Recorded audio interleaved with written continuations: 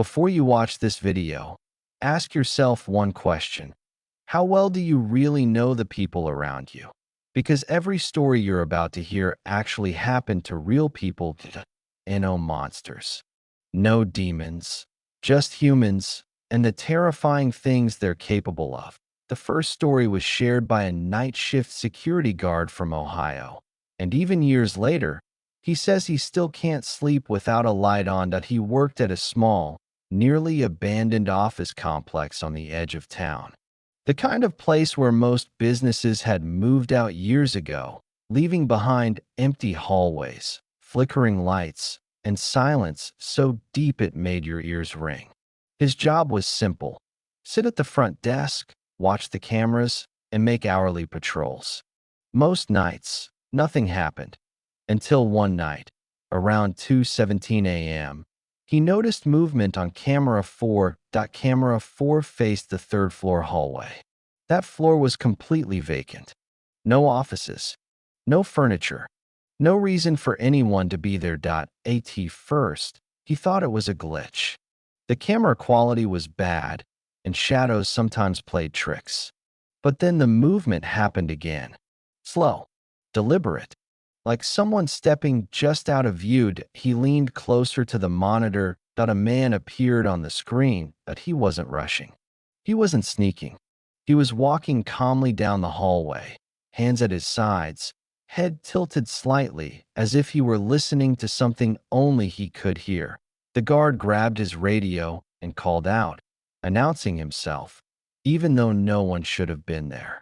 No response. Against his better judgment, he took the elevator to the third floor. The doors opened to absolute silence.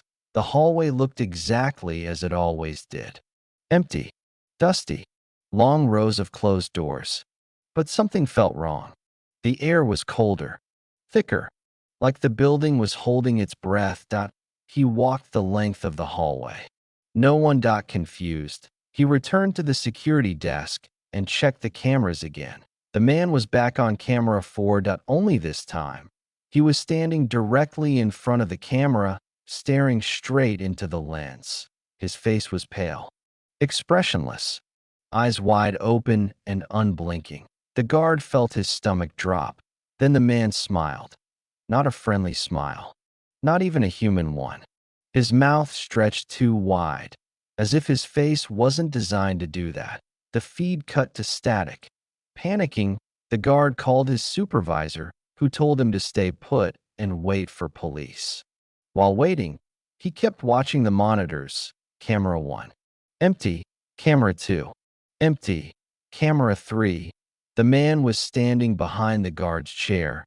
The guard screamed and spun around. There was no one there. Police arrived minutes later and searched the entire building. They found nothing.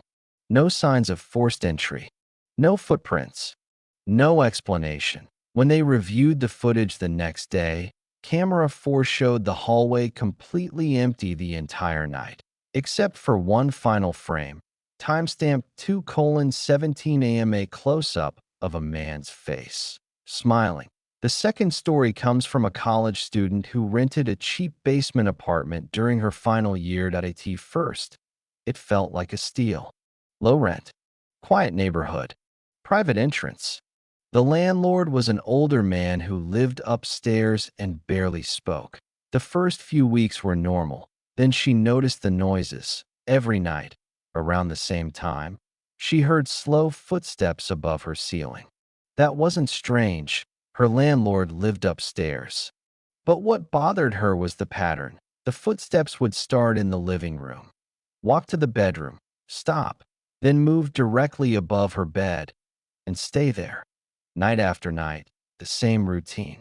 Eventually, she worked up the courage to ask the landlord about it. He looked confused and told her he went to bed every night by 10 p.m. and never walked around after that. That night, she couldn't sleep. Around 1:40 a.m., the footsteps started again.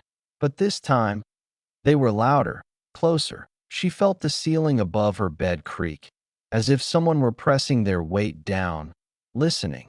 Her phone buzzed. It was a text from an unknown number. "I can't hear you breathing.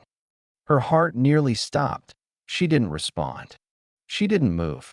She lay frozen, staring at the ceiling. Another text arrived. "Don't worry.